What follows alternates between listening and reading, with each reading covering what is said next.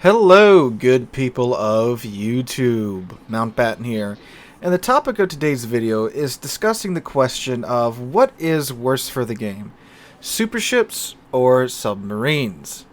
Now, both have been pretty much thrust upon the community, Submarines to a much louder outcry than Superships. So, Superships, will start there. They were first introduced all the way back with the Super Battleship, or I forget it was Super Battleship or just Super Ships, unique game mode, where in that mode there was only two super ships, the Hanover and the Satsuma, and the way you could play one of those ships would be earning the super ship tokens or directives or whatever they were called. It's the same, temporary resource you get for like the Twilight battles, little tokens you use to be able to go into battle with said super ship. And you would play what would essentially just be random battles, but in a separate game mode. It was a lot of fun. Players got through a lot of Tier 9 grinding using that game mode because you got an increased income from doing damage to super ships.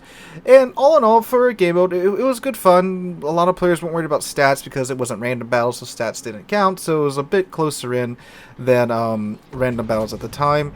And apparently the mode did so good, Wargaming thought that was a go ahead and put super ships in random battles. And over time, they introduced the Hanover and the Satsuma into randoms, and then they went ahead and added in new super ships, like the Conde, the Edgar, the Yamagiri, the Zorki, the Dalarna, so forth and so on. And I believe the Clausewitz is the next one set to come out.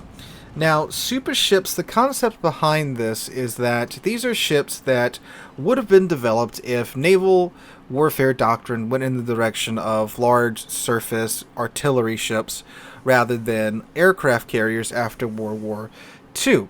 So naturally, when it comes to these ships, they typically either have bigger or more guns than their Tier 10 counterparts, or more powerful weaponry overall in some way, shape, or form, higher HP pools, better armor, so forth and so on. To the point at which it's not that far off to just straight up call them Tier 11 ships, as I'm sure if you would continue the lines in the normal tech line manner, these would be the Tier 11s. Now, they are at the end of their respective tech lines, but you don't actually have to grind through the tech line to get them. You can have, I believe, 5 Tier 10 ships, and you can just outright buy these super ships for a very hefty token investment, a very healthy credit investment into these ships, normally well over a time and a half that of a Tier 10 ship. And that's Wargaming's whole shtick with these ships, is that they are these big, overpowered ships, essentially, that you have to pay a lot of credits to get and to play. Super ships have a base service cost of around 360,000 credits, and that's a lot. You have to have a pretty darn decent game, even with modifiers on, to recover that cost, let alone make credits from playing super ships. Now, ever since the introduction of super ships, man, it's not a fun time when they're in the same battle as you. It's something that's been really obvious since they've been first introduced into random battles. When you have one, let alone 2, 3, or 4 super ships on the side, like is common now since they're out now, the game just seems to be immediately much staler. And I can't really blame the players for wanting to be a lot more cautious, therefore leading to stale gameplay with these ships in game. I mean, if you look at the Satsuma, she has 8 20-inch guns, and they're very accurate, and her combat directions give her a 30% boost to the accuracy of the gun, so naturally you don't want to go anywhere near the thing because it can and it will blap you if the shells connect.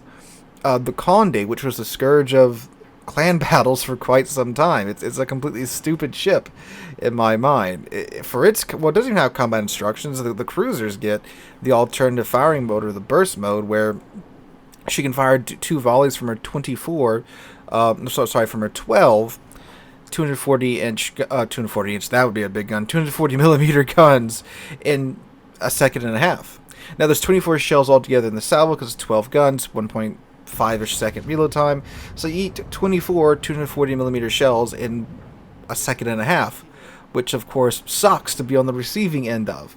And with the Condé, she also gets the reload booster, the French reload booster on top of that. So rather than face the consequences of using your gimmick, you can pop reload booster and have a 20-second reload time. Yeah. So, yeah. Condé's pretty stupid. Probably one of the dumber ones out of the super ships in my mind. The Eagle is one of the absolute most busted ships in the game at this moment, which is the British Super CV. Of course, we have the United States as well, and we also have the Japanese Super CV coming up around the corner. So these ships are essentially pay-to-play an OP ship for a game, and we were told that they were probably going to be very rare because of the post-battle service cost.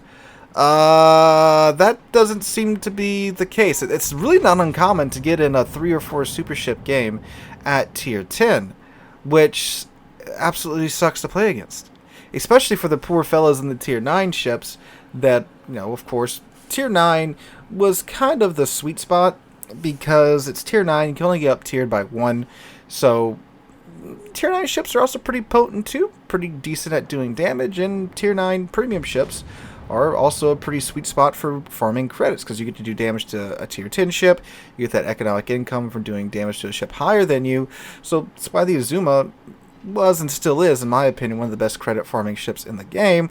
Now, of course, too, you can go farm super ships down and get the double economic boost for doing damage to a ship 2 tiers higher than you in the Azuma, but man, fighting against a super battleship in an Azuma, especially something like the Handover, which has a button that removes 30% of the dispersion from it, that's not very bueno at times.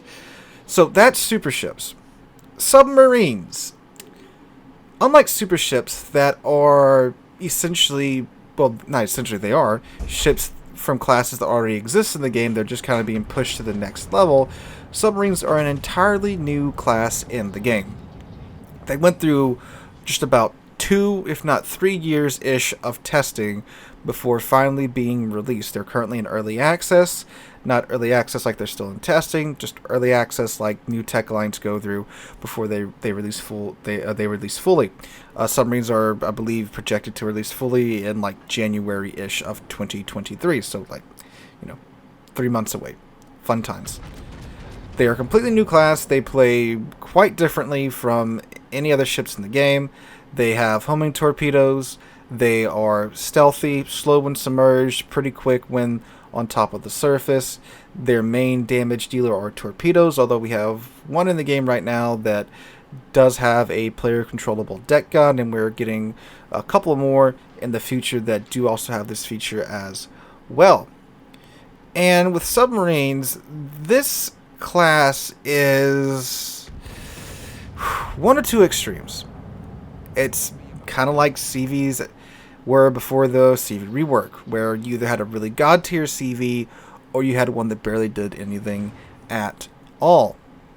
And that still seems to be the case with submarines today. They're in early access right now, so the only people that have them are those that have either spent money to get tokens for the event or have grinded through the event and have managed to get one in the random bundles. Now, the big thing right now is that super ships are out in full. Anyone with 5 or more tier 10 ships can go and buy a super ship for credits. If you want a submarine right now, you do have to go through the whole process of either earning or buying the tokens and then spending those on the bundles to hopefully get a submarine. So right now the population is much smaller for the submarines. However, we of course have gone through, again, about 2-ish years of submarine testing, so we have experienced the ups and downs of that process, to say the least. So when it comes to trying to answer which one is worse for the game, well, super ships, which again are supposed to be pretty rare, you can run into 3 or 4 of them in a match. When I was playing the Pod 3 for the gameplay in the background, I had 2 or 3 matches where we had 4 super ships aside. I believe the one you're watching right now is either the 3 super ship match or the 4 super ship match. One of the videos that you're watching in the background, depending upon how long this video will come out to be, is a 3 super ship match, and then the other one's a 4 super ship match. So that's happening with them. Submarines right now, you usually just see one per side. which is, again, with them being in early access, and you have to spend money or grinding to get them, so you have to want submarines right now to even have a shot at getting access to them.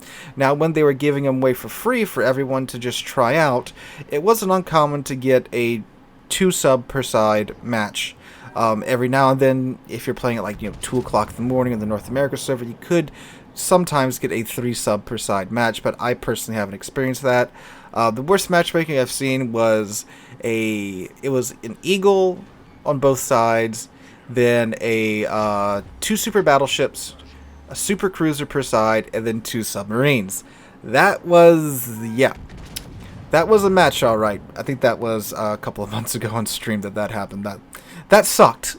That sucked a lot. So it's hard to tell right now which one will have a more detrimental effect on the game, especially again with submarines. There's a couple last-minute changes to them before they went into this early access mode. They switched around how to counter them and the effects that are shown up on screen when the submarines are pinging and such very last minute. So we really won't know until they fully release in January. But right now, honestly, from what I've seen, I think super ships are kind of worse. Because submarines, for the most part, they can, for the most part, now there's guys that are going to be god tier at submarines, but from what I've seen, they normally pick on 1 or 2 players most of the match. And don't get me wrong, it's annoying as hell to be those 1 or 2 players. But that's typically what they do. Again, you'll have like the guy that watches Das Boot every day, all day, that he'll put in some work and probably murder half the team. Super ships, their effect is more universal because they have the range, they've got the firepower, they've got the armor to just make everyone's day absolutely miserable. I mean, most of the super battleships have more than enough range to cover pretty much all they need to cover on the tier 10 maps to easily get in cross shots from the other side of the map. So that encourages, of course, the players on all sides of the map to hang back a little bit further and not push in.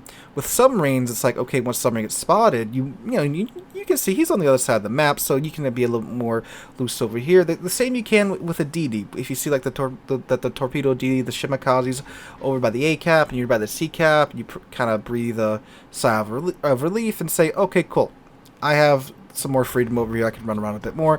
I don't have to worry about eating a wall of skill. That is what I'm seeing at the moment. With super ships, it's kind of just, okay, here's a stupid OP thing in the game, and I have to deal with it, and it can reach over the entire map, especially the super battleships and the super CVs. The super cruisers, of course, their range is a little bit more limited, but players are still very cautious when they're in the game either way. And submarines also appeal to more of a niche audience than super ships. Super ships, again, battleship mains, cruiser mains, DD mains, they all have super ships of their class that they can go and play. Submarine players, from what I've seen at least, they're very much their own thing, and it's maybe the torpedo DD guys that are jumping in these submarines, because like the I-56, which is a submarine that I actually like, it's more like a strange Shimakaze than it is a submarine, and we'll see what happens when that line of sub gets developed. So right now, for me at least, again, before subs are in full release, it does seem that super ships, in my opinion at least, have a greater negative effect on the game than submarines. I think both are things that didn't really need to be added to the game. I get that they're trying to attract new people into the game, but high tier, especially with super ships, because right now you can't get the tier 10 subs. So it's just tier 10 super ship, well, tier 10 super ships, tier 11 super ships at tier 10, and the games are already incredibly still. Like, if you watch the games in the background, both sides hang way back for a very long time, or in some cases the entire duration of the match, and it's just stale. And it's boring. Unless you're the one playing the super ship with the range to be able to do that and be the one that's bullying the other ships. But that's my 2 cents on this topic, just something I thought I'd want to discuss with you guys and hear your opinions on that. Let me know what you guys think in the comments down below. Hope you guys enjoyed today's video. If you did, make sure to drop a like and subscribe to the channel. We're on our way to 40,000 subscribers, and we're very close to that goal. As of recording, we're, I believe, a little over 200 away from that goal, which is awesome. I cannot thank you guys enough for that. Hope you guys have a wonderful Thursday, have a wonderful week. Hope to catch you guys in the next one.